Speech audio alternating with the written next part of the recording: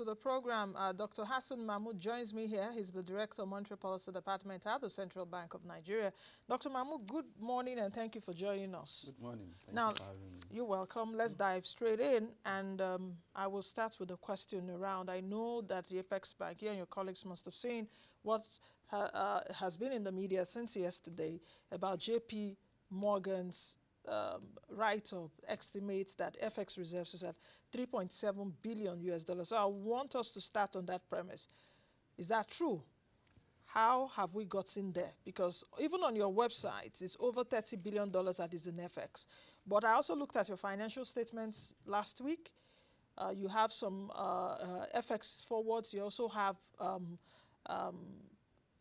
from Goldman Sachs as well, as that's about $7.5 billion and all of that. So I would like an explanation for that, because many Nigerians are really agitated. Agitated is even a soft word, are very angry right now how we got there. So let's start from that. Thank you very much. We also read the JP Morgan numbers. In-house, we didn't panic over that. That's not the first time we're seeing people, institutions reeling out numbers. You know, they must have their intention for doing that, whether to rouse market sentiment, whether to mislead the public. But central bank has, as much as possible, tried to be transparent.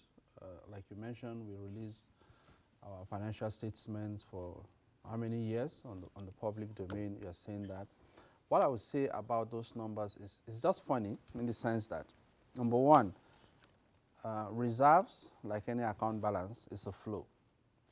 There are changes that go on within it at any particular time.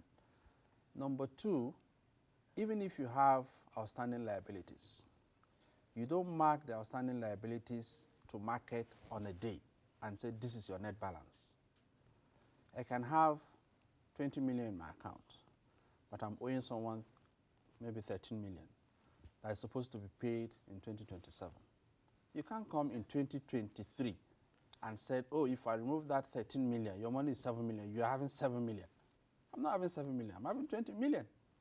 Because before I took a facility of 13 million, I know in the next 3 years, I'll get 17 million, so I can pay you back. But for you to come and tell me that, no, your balance is 7 million, and you can't pay back in 3 years, it's just kind of, you know, putting it out of context. Yes, there are liabilities, you know, or encumbrances to the reserve, which is natural, which is normal. The central bank built the reserve to defend the naira in terms of the value of the naira to other currencies. Those reserves, close to 80% of it is central bank's funds. When the federal government or the oil sector, oil export receipts come to Nigeria, it comes through the central bank. The central bank monetizes that to naira, and the federal government spends the naira in the implementation of its budget. So that dollar component sits with the central bank. The purpose of that dollar component, one, is to build the confidence of the international community in the capability of central bank to meet its trade commitments. So you will see measurements around what months of import, whether goods and services or goods only, can your reserve covers. That gives some confidence to investors that are trading with Nigerian investors in terms of import and export.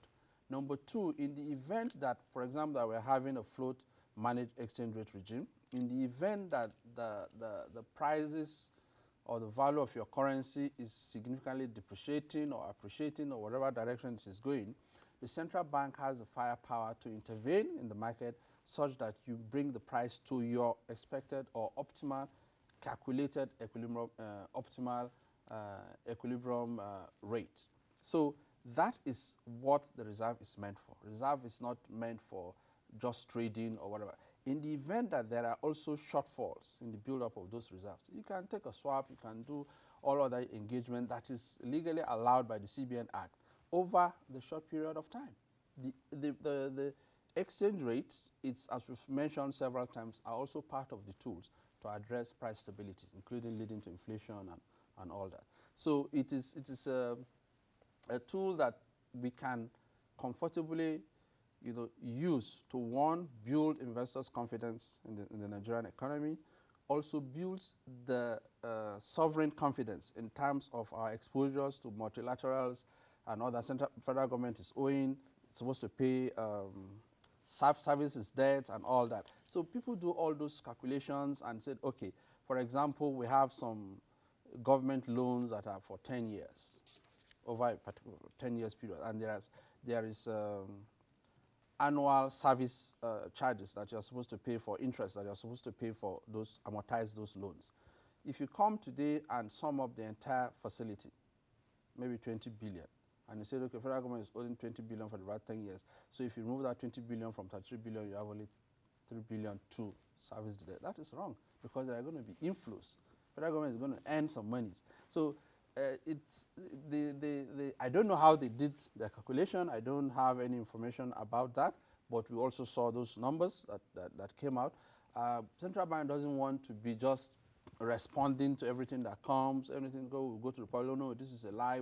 Do you think that not responding could also worsen the matter? Well, those that need to know. And people will take that. You see, those that need to know. The gullible public may be taken, by surprise, shock. The real investors know the numbers. The real investors, the top high net worth investors know the numbers. To be sincere with you, but JP Morgan is not a small who boy. said it in JP Morgan? Is it the CEO of JP Morgan? JP Morgan is a leading investment it's just like firm. Me. Somebody just speak something now and said Hassan Mahmud said, and you say, oh, Central Bank of Nigeria said. People will take you seriously. But those are two different things, and it depends on the context of where that was also said. So we have the numbers there. The central bank reserves are on our banknet. Yes, it is the figure you see today may not be exactly to the last decimal point, but you have that picture that you are seeing there. We have 33 billion, there's IMF facility there, the RSI that we got, the SDR is also there. You have other, the JP Morgan numbers that you mentioned, they're all there. But we have forwards. But what we're saying is that you don't mark them to market on day one or any particular day. Yes, it's an assessment period that, okay, in the event of a crisis, like a stress test, it's like taking the stress test results as actual. Stress test results are supposed to give you worst case scenario. And when the worst case scenario has not crystallized, you will not use that as the actual number. We do stress tests for banks and say that in the event that oil prices go down from now maybe $80 a barrel to $20 a barrel, what proportion of Nigerian banks are exposed to the oil sector? Maybe you say total credit exposure of the banking industry is about 30% of that credit goes to the oil and gas sector. So if oil price goes to $20 a barrel, 7 banks will fail because their capital adequacy ratios and other NPLs will blow up to a certain number, capital will crash to, so they will not be able to withstand that exposure. That's a stress test. Dollar is not at $20 a barrel today. So you can't say as at today, 7 banks will fail. But as at next month, if dollar goes to this, if oil prices crash to this, because of this proportion of a particular bank exposure to this sector, the borrowers in that sector will not be able to pay because their inflows will not meet that. So this will what happen to the bank. But this has not crystallized. So it is important you do the stress test. It gives you ability to build resilience and build buffers in case the shock crystallizes or signals of the shock crystallizes. But it is not to use that as absolute number to say that this is what is the situation. Dr. Mahmud, as you're talking, I had to go to your website now, and I'm seeing as at the 21st of August, foreign exchange reserves, 33.77 billion, that's gross, liquid $33 billion. So are you saying that we should discard, of course, what JP Morgan is saying? So if for someone like me, or just like you said earlier, for those that know, yes. But we also have to know when we see the books and when we see those figures. Okay. So should we take this or should we take that of JP Morgan? Should we totally discard that? Because that has actually raised the question also of transparency of the Apex Bank. You also mentioned earlier, and I want you to add that, mentioned earlier the financial statements. A lot of people, Nigerians, are really livid with you and your colleagues at this time in terms of why are we getting 7 years financial statements now? Now, in terms of, you see, I've seen some videos, even though there are political issues and stuff like that, where you see leaders, influential people saying that Africa must tell their story. We must fly our flag. We don't expect others to fly our flags for us.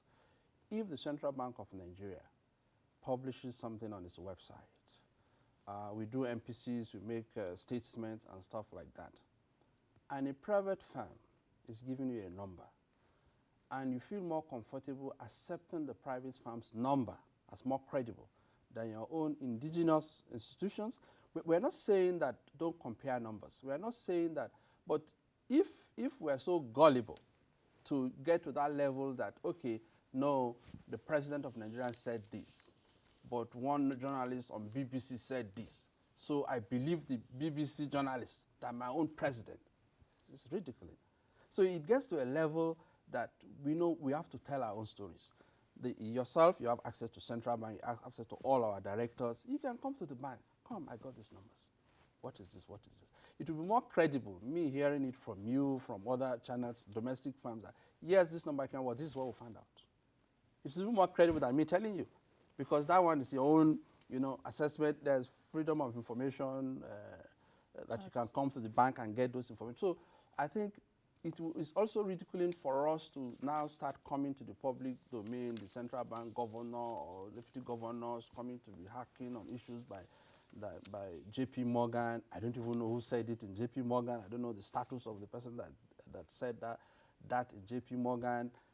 JP Morgan is also some of investment bank that manages some of our reserves. So I don't want us to get to that level that we will now be ridiculing our own self as a sovereign, as a country, because a private investor that has its own motive for giving those numbers. It could also be that the numbers were also quoted out of context. I don't want to go into those debates.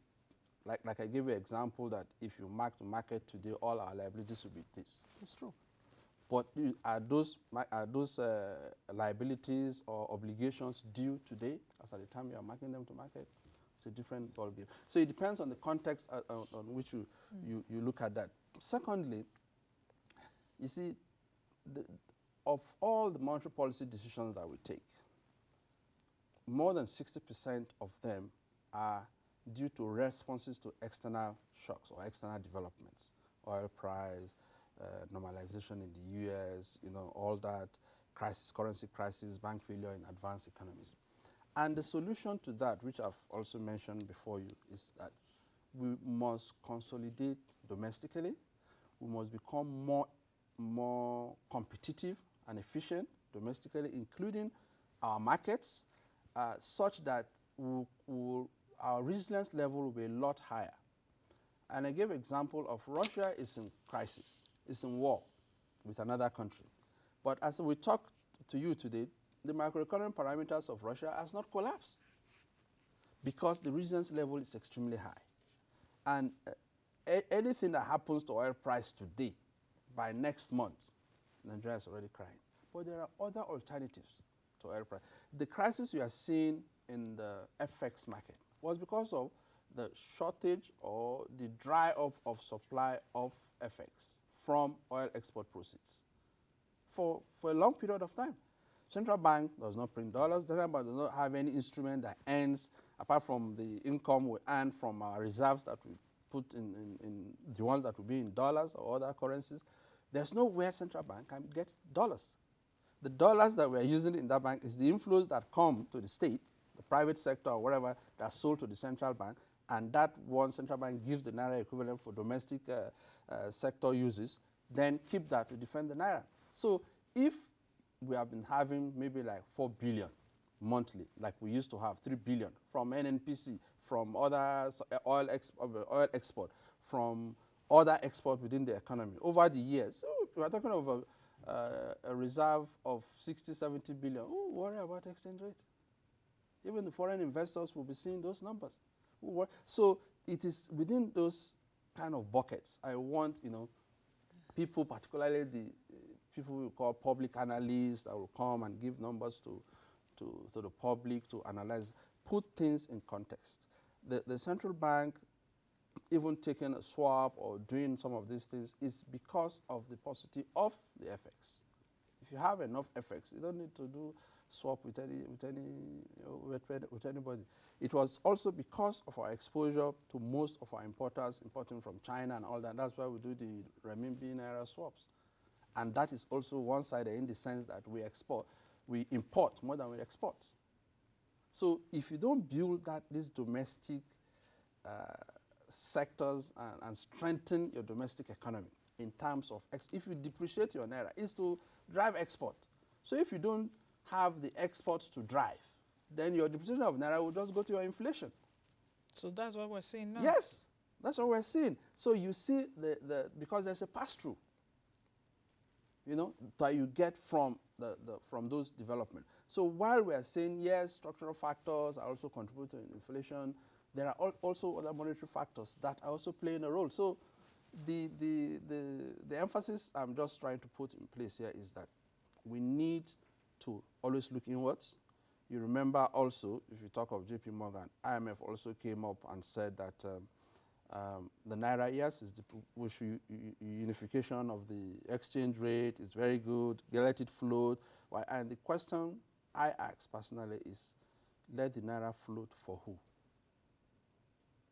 For your foreign investors to come and trade in the currencies, to give short-term loans of less than 1 year that cannot develop your economy, or to come and deepen the market so that those that want to buy and sell in the market can, have funds to play with in that market and play with asset prices, or you want to bring in inflows that will develop your economy in the long run.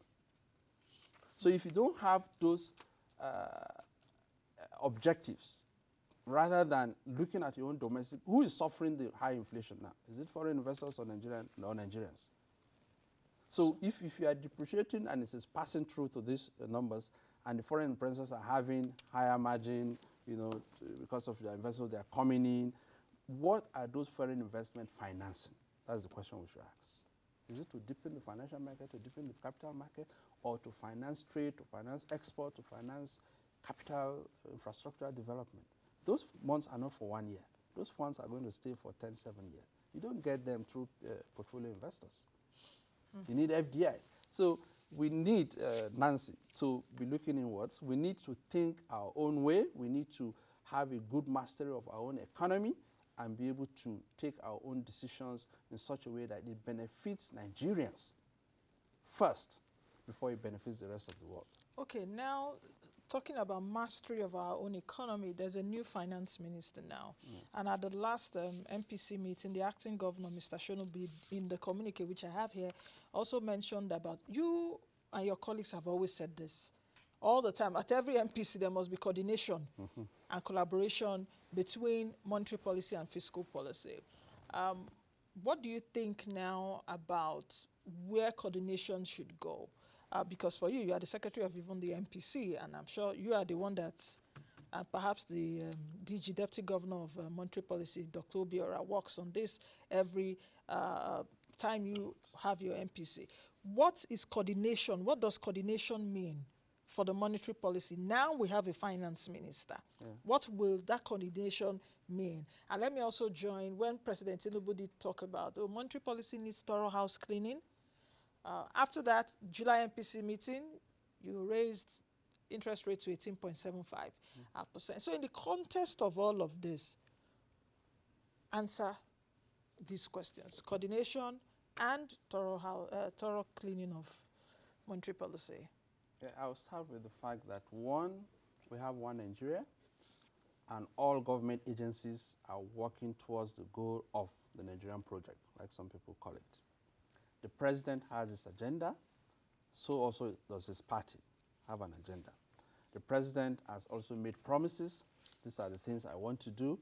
It's now left for the technocrats, the ministers, the governors of central bank, the heads of parastatals, to go and sit down and work towards the achievement of those objectives.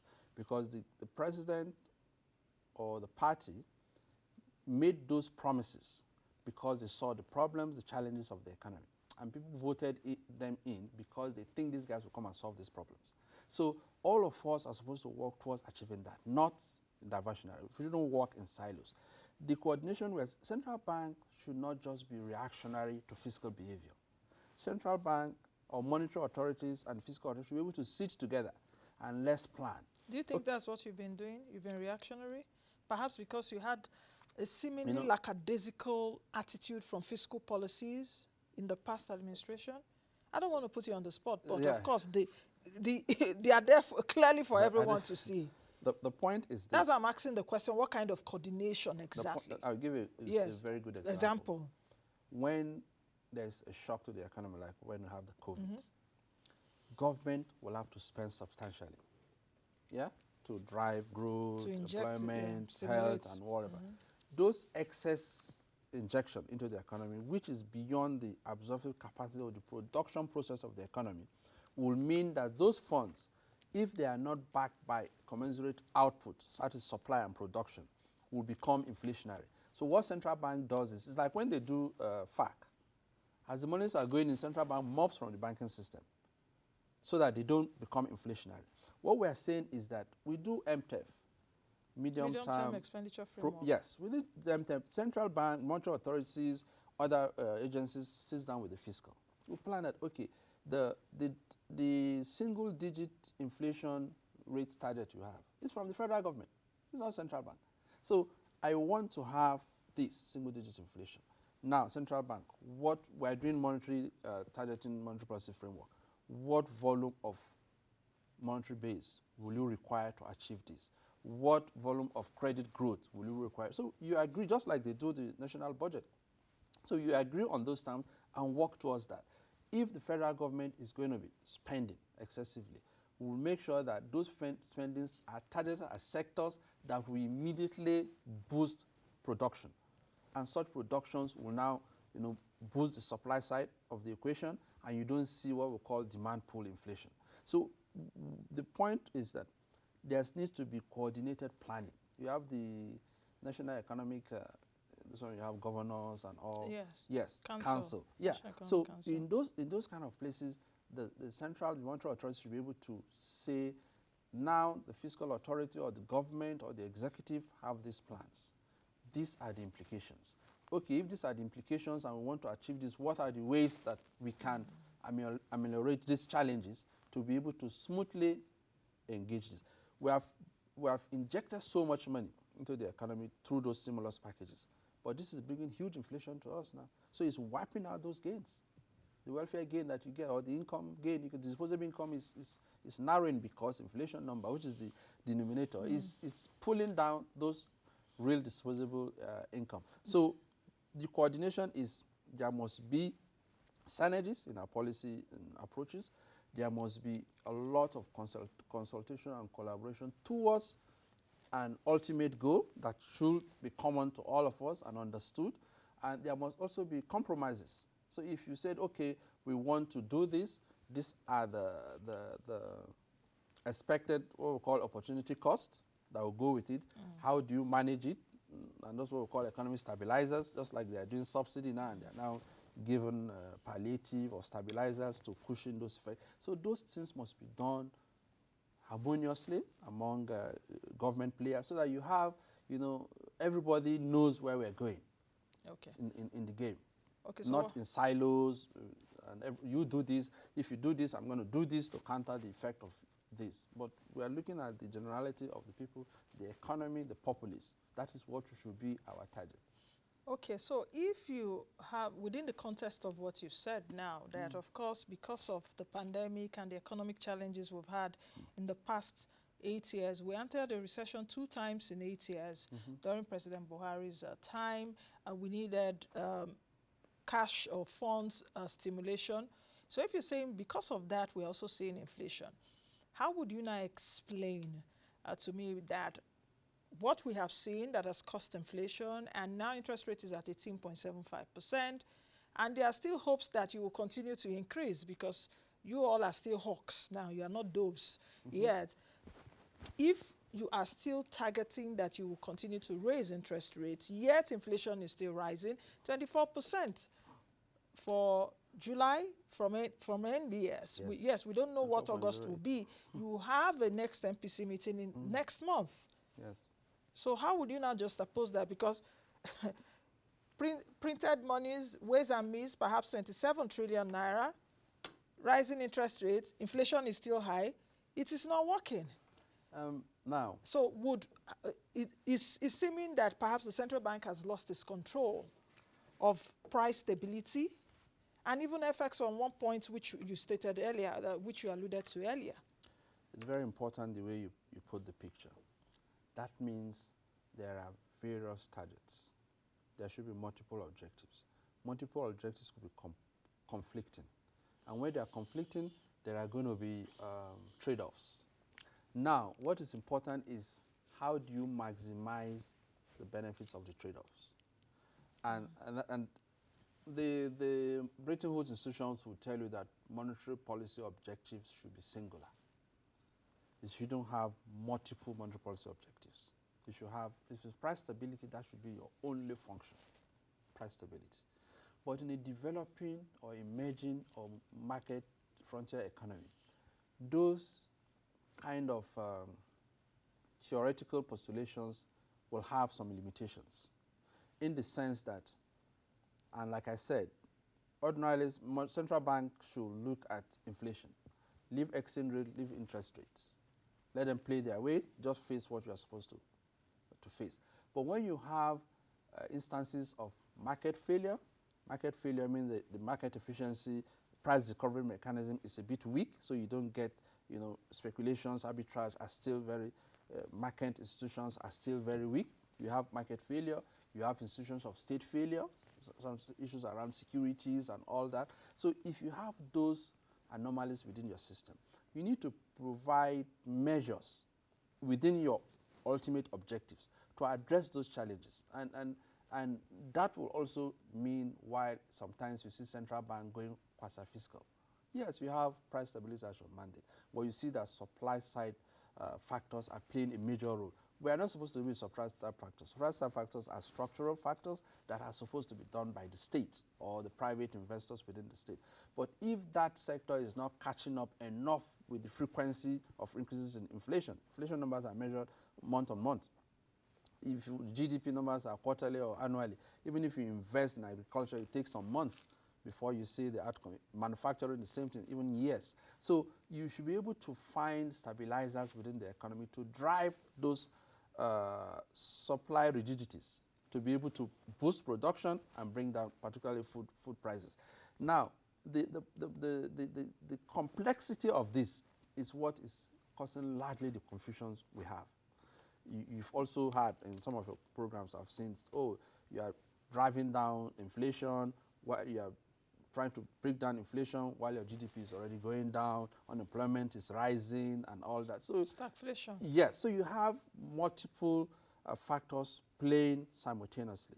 And you need to have, and that's why I said you need to understand your domestic economy very well and deal with it and come to a level where you can compete favorably, competitively, globally, before you start diving into that space or start listening to the dictates of that place. Countries are now, they are saying there's deglobalization. You saw the meeting of BRICS, what they are coming up with. You see within our own sub-regions, even within the US, there are protectionism and all that coming in. It's because everybody is exposed to global shocks and want to conceal, or protect their economies and improve their resilience to those shocks. Okay, I think Dr. Mahmud will leave it at that. I'm really shocked as at time is fast spent when I'm still beginning to get into the mood of the interview. But we'll continue on another day. Thank you for coming today. All right, I've been speaking with Dr. Hassan Mahmud, who is the Director of Monetary Policy Department at the Central Bank of Nigeria. You've heard it from him. We've raised issues about the FX FX rate. We've raised issues about FX reserves as well as inflation. We'll continue another time. Please join me again tomorrow, same time on the station. I am Nancy Naji. Be the best you can be and be the change that you want to see by now.